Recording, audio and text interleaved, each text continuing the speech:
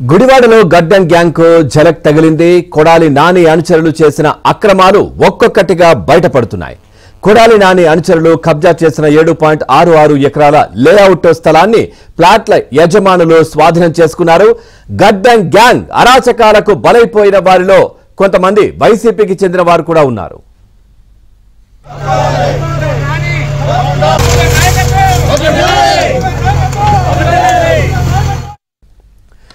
YCP ప్రభుత్వ హయాంలో గుడివాడ రాజేందర్ నగర్ లో 100 కోట్ల స్థలాన్ని మాజీ ఎమ్మెల్యే నాని అనుచరులు ఆక్రమించుకున్నారు. భూ యాజమాన్యాల్లో పలువురు వైసీపీ నేతలు, ఆ పార్టీ వర్గీయులు 5 ఏళ్లుగా వారికి కూడా న్యాయం జరగడం లేదు.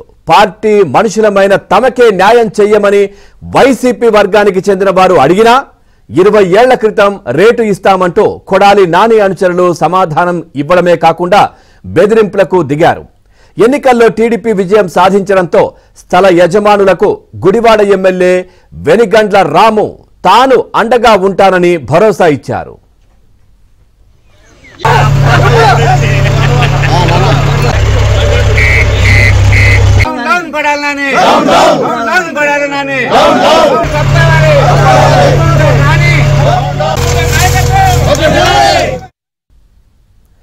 ఇక ఎమ్మెల్యే భరోసాతో లేఅవుట్లలోని ఫెన్సింగ్, తాత్కాలిక నిర్మాణాలు జేసీబీల సాయంతో భూ యజమానులు తొలగించారు.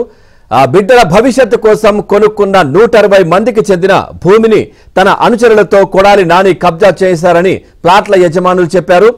ఇదేమి అన్యాయమని ప్రశ్నిస్తూ తమపై అక్రమ కేసులు పెట్టారని, వేధించడమే కాకుండా తమపై దాడి చేయించాడని యజమానులు కూడా ఆవేదన వ్యక్తం చేశారు. అందరినీ 420 అనే కొడాలి నానినే, అసలైన 420 అని కొడాలి నానిని ఇక గుడివాడ నుంచి తరిమి కొడతామంటూ స్థానికులు నినాదాలు చేస్తున్న పరిస్థితి అక్కడ కనిపిస్తా ఉంది. పూర్తిగా ఈ గడ్డం గ్యాంగ్ అరాచకాలు ఒక్కొక్కటిగా బయటపడుతున్న పరిస్థితి కనిపిస్తా ఉంది. దీనికి సంబంధించి మరింత సమాచారాన్ని మా కరెస్పాండెంట్ ప్రసాద్ అందిస్తారు. ప్రసాద్, అప్డేట్స్ ఏంటి? గడ్డం గ్యాంగ్ గతంలో కూడా చాలా అరాచకాలు అవన్నీ ఒక్కొక్కటిగా బయటపడుతున్న పరిస్థితులు కనిపిస్తా ఉన్నాయి. ఇక బాధితులంతా కూడా ఇక వాళ్ళకు వేసినటువంటి సంఖ్యలను తెంచుకొని బయటకు వస్తున్న పరిస్థితులు, అప్డేట్స్ ఏంటి? పవన్, కృష్ణా జిల్లా గుడివాడలో గడ్డం గ్యాంగ్ అరాచకాలకు సంబంధించి గతంలో ఎన్నో కథనాలు వచ్చాయి. ఏబిఎన్ ఆంధ్రజ్యోతిలో కూడా వార్తలు ప్రసారమయ్యాయి. అయితే ఇటువంటి అక్రమాలు జరిగినప్పుడు, భూ కబ్జాలు జరిగినప్పుడు అడ్డుకోవాల్సిన పోలీసులు కూడా ఈ గడ్డం గ్యాంగ్ అరాచకాలకు భయపడి వారికి ఒత్తాసు పలికిన పరిస్థితి. తమకు అన్యాయం జరిగిందంటూ పోలీస్ స్టేషన్ గడప తొక్కితే బాధితులపైన కేసులు పెట్టి ఏ తప్పు చేయకపోయినప్పుడు కూడా ఎస్సీ ఎస్టీ అట్రాసిటీ కేసులు కూడా నమోదు చేసి అన్యాయంగా జైలుకి పంపిన పరిస్థితి చాలా సందర్భాల్లో మనం చూసాం. ఈ నేపథ్యంలో తాజాగా కూటమికి అధికారంలోకి రావటం, చంద్రబాబు నాయుడు ప్రమాణ స్వీకారం చేస్తున్న నేపథ్యంలో ఎవరైతే వైసీపీ ప్రభుత్వంలో బాధితులుగా మారారో, ఈ గడ్డం గ్యాంగ్ అరాచకాలకు అన్యాయం అయిపోయారో వారంతా కూడా ధైర్యంగా మళ్ళీ తిరిగి రోడ్ల మీదకి వస్తున్నారు. తమ ఆస్తులను ఎవరైతే ఆక్రమించుకున్నారో ఆ ఆస్తులను తిరిగి స్వాధీనం చేసుకునేందుకు కూడా వెనకాడటం లేదు. ఇందులో భాగంగానే కృష్ణా జిల్లా ఈ గుడివాడలో మొన్న జరిగిన ఘటన ఇందుకు ఉదాహరణగా నిలుస్తా ఉంది.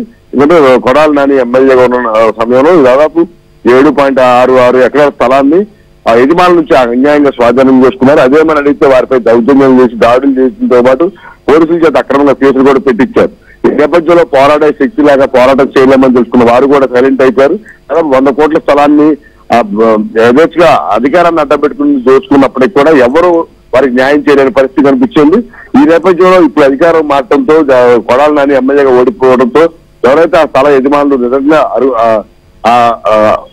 దానికి సంబంధించి ఎవరైతే నిజమైన యజమానులు ఉంటారో వారు ఈ రోజు కొంతమందిని తీసుకుని ఆ స్థలాన్ని కబ్జా వారి వైసీపీ గోండాలు లేకపోతే కొడాలి నాని అనుచరులు కట్టిన ప్రహరీని కూడా పూర్తిగా కూలగొట్టే స్థలాన్ని పూర్తిగా ఆక్రమించుకున్నారు. దానికి సంబంధించి పూర్తి కాగితాలు కూడా అన్ని తమ దగ్గర ఉన్నాయంటే కూడా ధైర్యంగా కూర్చొని వచ్చే వారందరూ కూడా చూపిస్తున్న పరిస్థితి ఇప్పుడు గుడివాడలో కనిపిస్తా ఉంది. దీనికి సంబంధించి బాధితులు కూడా చాలా ధైర్యంగా ఈ రోజు కొన్ని వ్యాఖ్యలు కూడా చేశారు. ఎందుకంటే ఆ రోజు కొడాలి నాని దగ్గరికి వెళ్ళినప్పటికీ కూడా మీ అనుచరులు కబ్జా చేశారని వేడుకున్నప్పటికీ కూడా కొడాలి నాని కూడా వారికి ఒత్తాసు పలికి వారిని బెదిరించిన పరిస్థితి కూడా ఈ సందర్భంగా వారు గుర్తు చేసుకున్నారు. ఇప్పుడు తమకు న్యాయం జరిగిందని ఈ రోజు ప్రభుత్వం మారటం వల్ల ఈరోజు తమ స్థలం తాము స్వాధీనపరుచుకున్నామని, దీనికి సంబంధించి వ్యవసాయం ఎక్కడికైనా పోరాటానికి తాము అన్ని విధాలు సిద్ధంగా ఉన్నామని కూడా చెప్పిన పరిస్థితి కనిపిస్తా ఉంది. ఇదే విధంగా కేవలం గుడివాడే కాదు, రాష్ట్రంలో అనేక ప్రాంతాల్లో వైసీపీ ఎమ్మెల్యేలు కావచ్చు, నాయకులు కావచ్చు అరాచకాలు చాలా చోట్ల ఉన్నాయి. ఇలా ఎవరైతే బాధితులు మిగిలారో వాళ్ళందరూ ధైర్యంగా బయటకు వచ్చి మళ్ళీ పోరాటానికి అయితే సిద్ధమవుతున్న పరిస్థితి మన రాష్ట్ర వ్యాప్తంగా కనిపిస్తుంది Pavan. Right, thank you Prasad, thanks for the updates.